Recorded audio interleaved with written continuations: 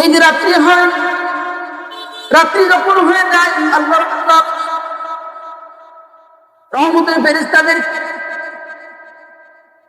এক তৃতীয় অংশ যখন অতিবাহিত হয়, 3 ভাগের 2 ভাগ যখন পার হয়ে যায়, বাকি 1 ভাগ থাকতে আল্লাহ রাব্বুল আলামিন প্রথম আসমানে এসে গুনাহগার বান্দাদেরকে ডাকতে থাকেন আর বলতে থাকেন, তার গুনাহ আছে আমার কাছে, গুনাহ মাফ করো, গুনাহ মাফ করে দেওয়ার জন্য এসেছি।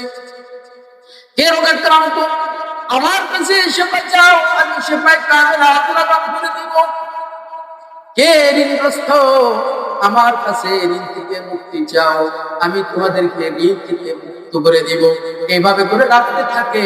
শেষ রাত্রিতে যদি আমরা আল্লাহ পাকের কাছে 2 রাকাত নামাজ পড়ে যদি আল্লাহ পাকের কাছে তওবা করতে পারি, আল্লাহ জীবনে যা কিছু করেছি, অনেক গুনাহ করেছি, আল্লাহ গুনাহ করব না, এখন থেকে আমি তোমার কাছে তওবা করতেছি, মাফ চাই, মায়া করে মেহেরবানি করে তুমি আমাকে মাফ করে দাও। বলতে দেরি দুপুরা চোখের পানি বের হতে দেরি, ওই ব্যক্তির গুনাহ মাফ হতে দেরি নাই।